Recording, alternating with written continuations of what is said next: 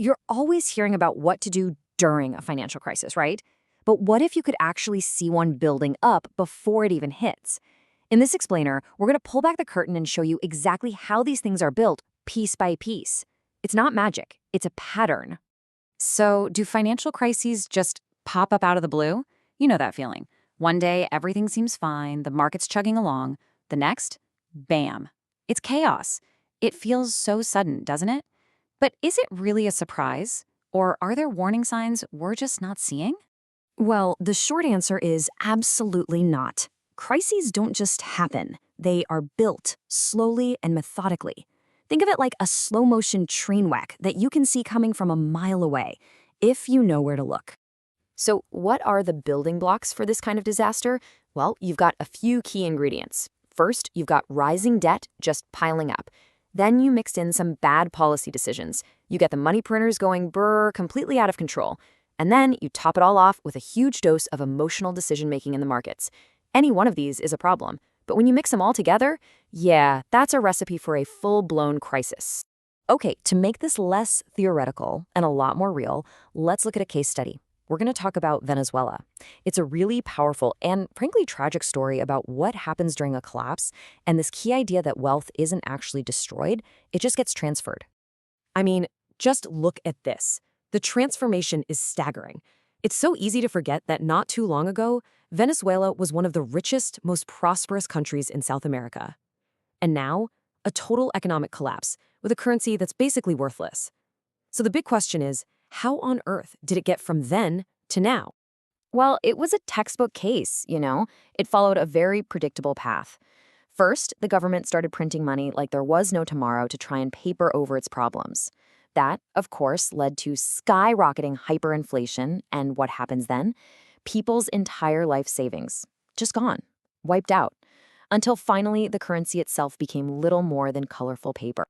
So, in all that chaos, who actually survived financially? Well, here's the painful truth. The people who trusted the system, who kept all their wealth in the local currency, they lost everything. But the people who held hard assets, you know, things like gold, silver, even stable foreign currencies, they made it through. Why? Because you can't devalue something real with a printing press. And this quote just sums it all up perfectly, doesn't it? Crises don't destroy wealth. They transfer it from the unprepared to the prepared. That is such a powerful idea. It's a harsh lesson, for sure, but it's one we absolutely have to understand. Okay, so that was Venezuela. And it's easy to look at that and think, wow, what a tragic, isolated event. But is it? Let's zoom out from that one country and take a hard look at the world stage. Are we seeing echoes of the same warning signs everywhere? Just look around. The patterns are right there. Debt levels are through the roof. Currencies everywhere seem to be getting weaker. Central banks, they look like they're completely stuck, not sure which way to turn. The markets are swinging like a pendulum. And maybe most importantly, trust in the whole system is just eroding away. It's a familiar story, isn't it? And this, right here, this feeling, this is what a global crisis looks like before everyone admits it's a crisis. It's that general sense of unease, that feeling that something just isn't right. It's the quiet period, the build-up right before the dam breaks, and it becomes obvious to everyone. So, okay. In a world that feels this uncertain, what are you supposed to do? How do you protect yourself?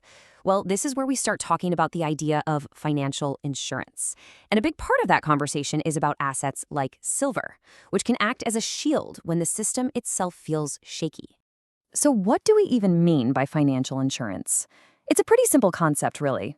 It's an asset that's designed to hold its value, especially during inflation or when currencies are in decline. And the reason it works is simple. Its supply can't just be created out of thin air. You can't just hit print. And this visual just makes it so incredibly clear. On one hand, you have paper money, which has a potentially unlimited supply. Governments can and do create more of it whenever they want.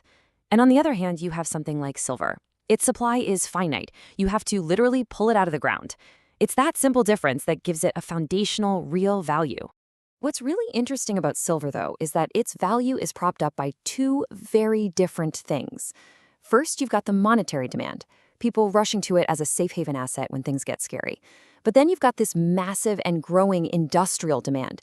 It's critical for solar panels, electronics, all sorts of future tech. So it has a real-world use case that provides a solid price floor under it. All right, let's throw one more thing into the mix: the political wild card.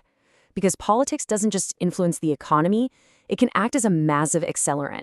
It can take a smoldering economic problem and just pour gasoline all over it. And you see this with different political approaches. For instance, policies like deregulation or tax cuts might give the economy a nice short-term boost. But the flip side, the long-term risk, can be things like way more volatility and a ballooning national debt, which, as we've already seen, are key ingredients for a crisis down the road. So here's the bottom line on that. Political uncertainty just dials up the fear factor in the markets. And what does fear do? It drives money out of riskier things and into assets that feel safe. It's a very simple, very human reaction. So where does all this leave us? What's the big takeaway here? It's really about shifting from being reactive to being prepared. It's not about panicking at every single headline. It's about developing a mindset that's ready for whatever might be coming.